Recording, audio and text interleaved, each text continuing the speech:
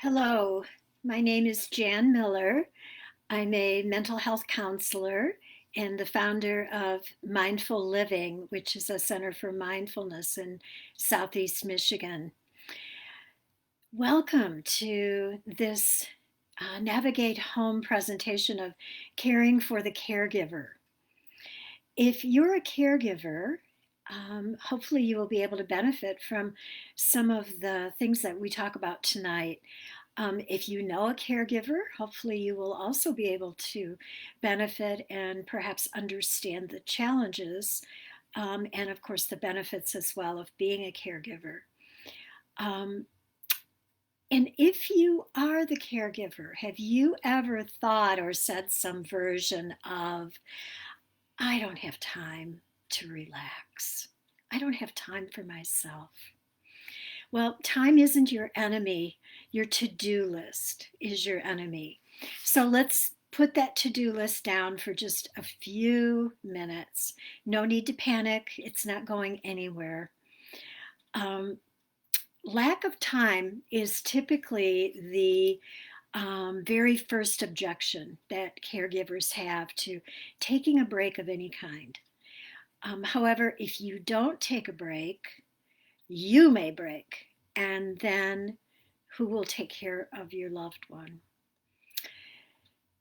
You make the time for whoever you're caring for, and it's important to make time for yourself. So let's talk a little bit about three words: selfish, selfless, and self-full. Selfish. The definition of selfish, we all pretty much know what that is. Selfish is lacking consideration for others. It's being concerned chiefly with one's own personal profit or pleasure. Selfless, on the other hand, is being concerned more with the needs and the wishes of others than with one's own wishes and needs. It's being unselfish. So caregivers are generally not selfish. In fact, they're usually over the top selfless, doing everything and putting everybody in front of themselves. So let's look at this new term that may not even be in the dictionary called self-full. Self-full means, in the context of caregiving, that you step back and you recognize what you can and can't do and what other people might be able to help you do. So by being self-full, you can let go of your should-dos for your loved one and make sure you put yourself in the mix of all of those needs and wishes. The self-full person declares, I matter too. And that's not being selfish. You may have heard the term caregiver burnout. Nancy Kreisman, who is the author of a book called The Mindful Caregiver, distinguishes between burning out and numbing out. She says when you're burned out, you basically realize you can't go any longer. You're at your wit's end and about to collapse. So you stop because you realize, I can't do this anymore. Nancy Kreisman says when you're numbed out, you don't realize how exhausted you are, and you just keep on going, which can be very dangerous to the caregiver's health. So let's talk a little bit about some causes of caregiver stress. Many of them don't even really need to be said. However, for the sake of being comprehensive, we'll go through a number of them. So one of the causes of caregiver stress is the continuous strain, the constantness of caregiving. Another cause is lack of control. Often the caregiver has very little ability to control the situation, yet they feel fully responsible for taking care and managing the situation. Another cause of caregiver stress is grief. Grief in the sense of losing the relationship that a person once had with the one they're caring for. And this tends to be particularly difficult for someone caring for a person with dementia. Another cause is conflicting needs. There are often family struggles involved in caregiving of many, many different kinds. The caregiving tasks themselves, the method of caregiving, the sharing of caregiving, many, many other challenges that can occur. Another cause is isolation and loneliness, being unable to connect with others, or being able to connect only in a very limited way.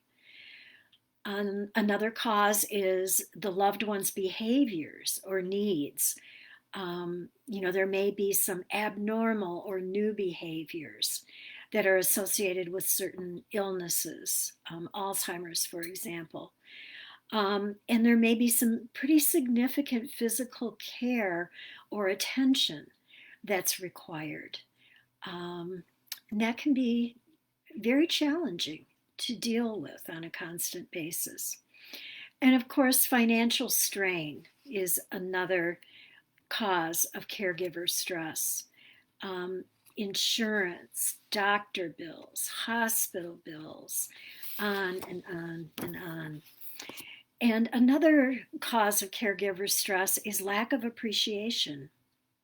It's very hard to do anything tiring and challenging without encouragement, particularly if it's long lasting. So, some of the consequences of caregiver burnout. Once again, these may be very obvious to you. Poor health of the caregiver, persistent aches and pains that can come from the physical care, elder abuse, earlier nursing home care due to the caregiver just simply becoming less capable of performing and handling the tasks that are required for care. Another consequence is addiction of the caregiver, medications, alcohol, trying to escape, through unhealthy means. And of course, depression and anxiety can be another consequence of burnout. So, how do we cope with caregiver stress? The first step is recognizing the problem. And mindfulness practices are a way to help caregivers recognize when they're getting burned out or when they're getting numbed out. Mindfulness practices, which I will describe a bit more about what mindfulness is, but these mindfulness practices can clear the mind and they can allow caregivers to feel less overwhelmed. Mindfulness has the ability to reduce anxiety and depression, to increase feelings of resilience, and to make the caregiver more effective, therefore getting more done in less time. So, what is mindfulness? It's kind of a buzzword right now. The best definition in this context is mindfulness is self-awareness without self-judgment. It's really clearing the mind of obtrusive thoughts and allowing a perspective that this is a moment in time. This stress will pass.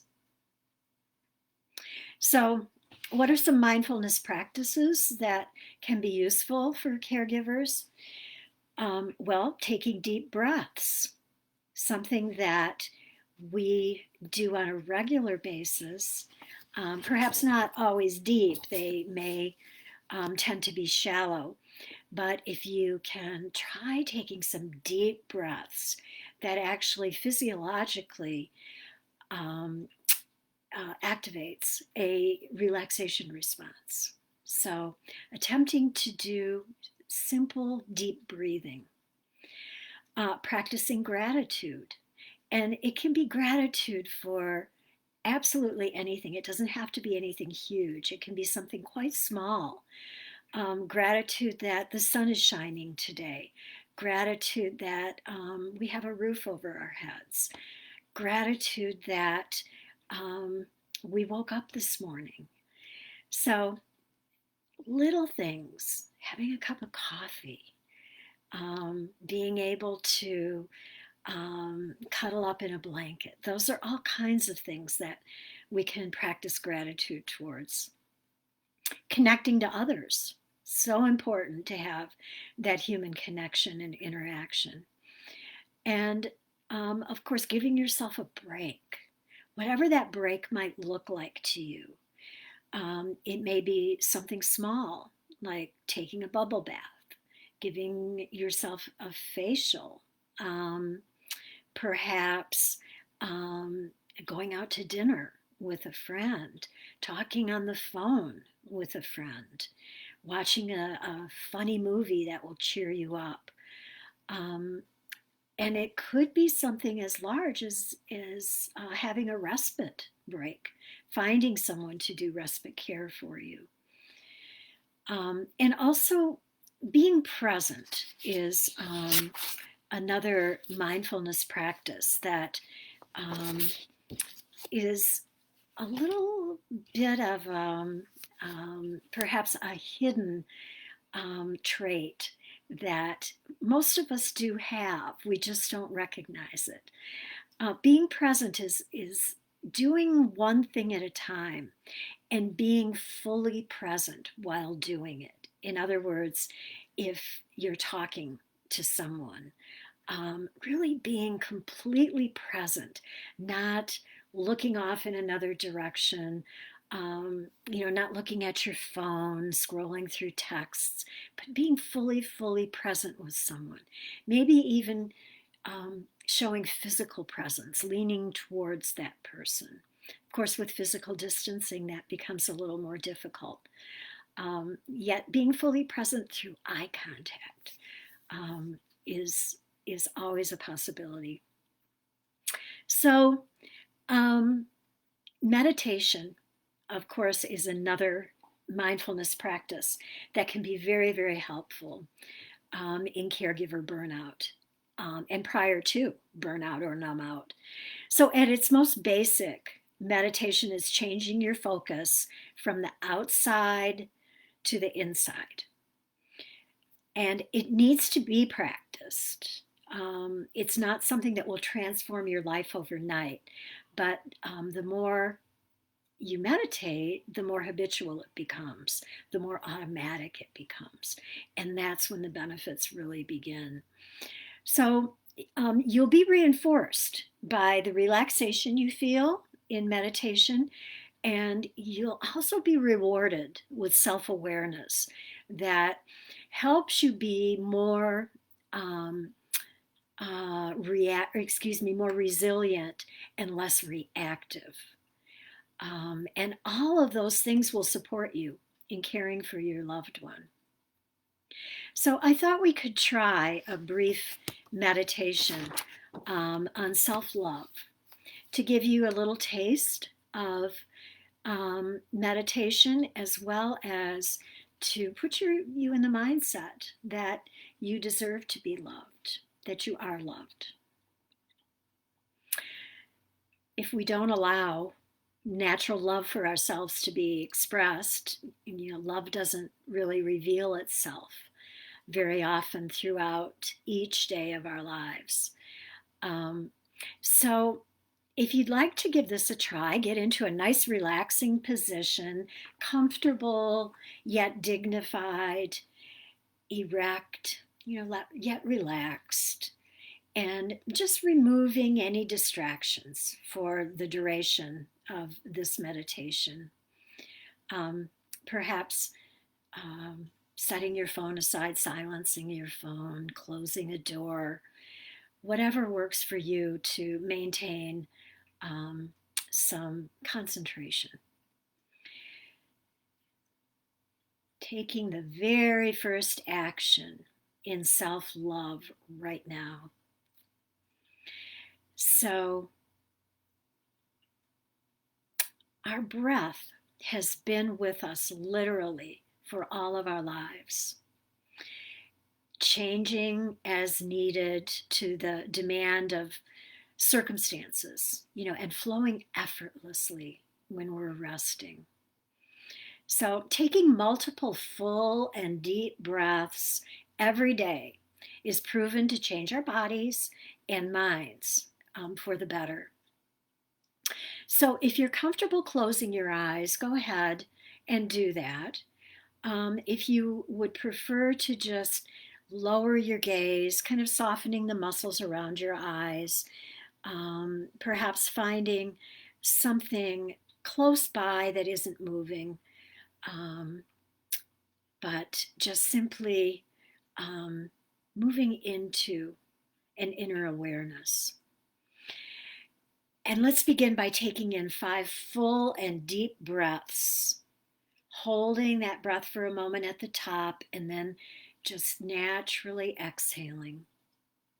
So, first breath, inhale a nice big breath, expanding your belly and lungs as much as you can, and hold it at the top, and then exhale gently, perhaps through your mouth, as if you're blowing out a candle.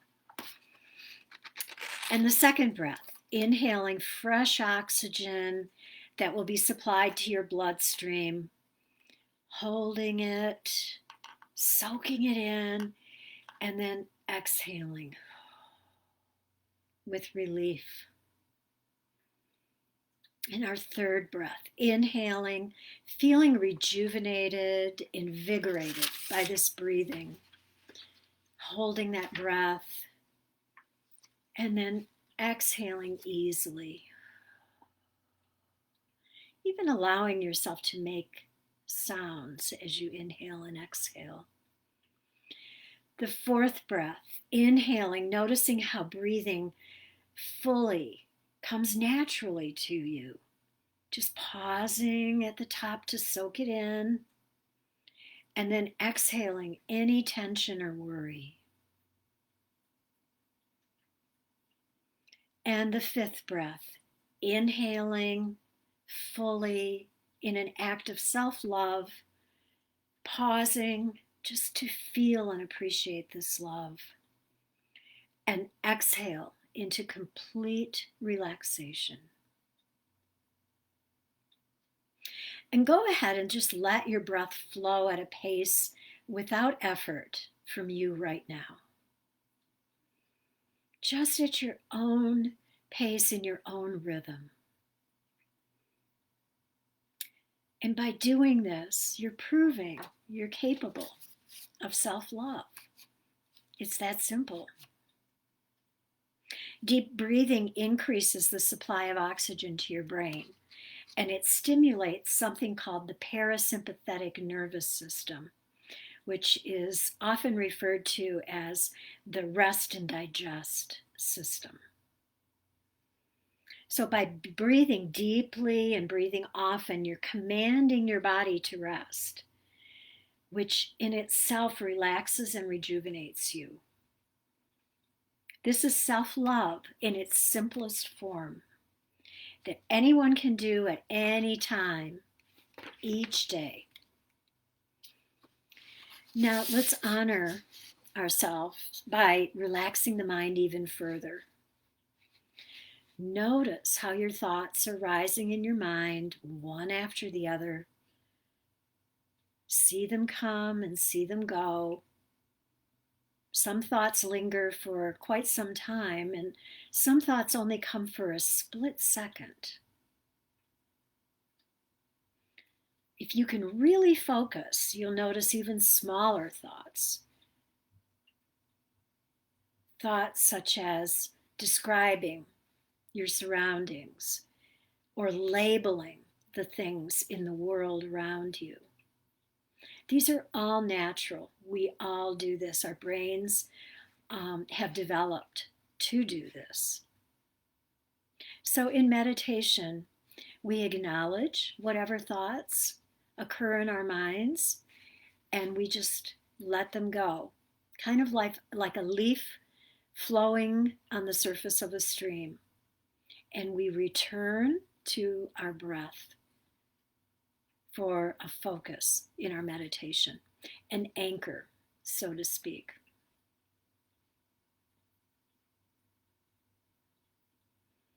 So let your hearing become super alert now. Try to focus on some sounds around you. Maybe you can hear the sound of your breath. Can you hear nature nearby? Or perhaps cars passing by? Or people talking with each other?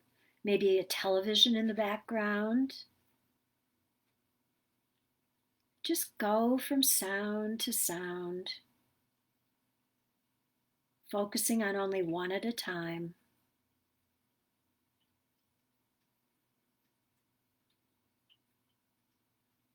And now stop focusing on any sound in particular and just allow all of the noises around you to come in equally. And when you hear them, they almost act as tiny waves of relaxation, calming your mind. Your mind relaxes when you activate your senses on command. So let's use the power of your amazing visualization abilities to induce and enhance self-love. Begin to imagine yourself full of an abundance of self-love.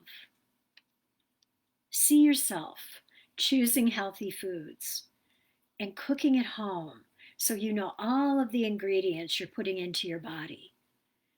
Vividly seeing yourself eating well. When you eat well, see yourself enjoying these moments, feeling the nutrition that these choices bring you and your body. Imagine that you have a strong will to avoid junk foods and unhealthy drinks. See yourself in great detail, confidently saying no to all these things. And feeling very proud now when you avoid eating something unhealthy. So eating healthy, as you may have guessed, is an essential component of self-love. And another form of self-love is observing your mental chatter. In order to have great self-love, you need to expand the good things you feel about yourself and challenge any negative thoughts as soon as they arise. So hear yourself saying, when I fully love myself, I am able to fully love others. Deciding to love myself is a wonderful agreement. Each day, I allow my love for myself grow more and more. I'm worthy of love, and I honor the joy that comes with it. Deciding to love myself unconditionally, no matter what happens, feels wonderful. I deserve love and self-respect. My esteem grows along with my self-love. I love and accept everything about myself. I completely and always love myself. Today, I love myself even more than yesterday. Truly loving myself is easy for me. The more I love myself, the better my entire health I love every moment of my existence. Every part of me that makes me who I am is encompassed with love. I have unconditional love within me that overflows in abundance to those around me, including those I care for on a daily basis. My self-love allows me to love others.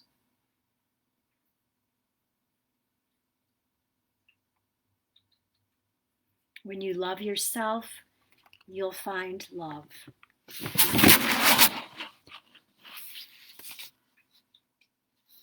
And when you're ready, just gently opening your eyes and reawakening your body, beginning to once again notice your surroundings. If you like to reawaken yourself, perhaps wiggling your fingers and toes, stretching if that feels good to you. And I hope taking any relaxation, any calmness, and particularly any self-love and caring for yourself that you were able to gain in this short time tonight, taking that with you through the rest of your day, the rest of your evening, the rest of your week, knowing that simply by breathing deeply, showing gratitude, and perhaps meditating, doing some of the other mindfulness practices, you can bring these moments back to yourself. I thank you very much.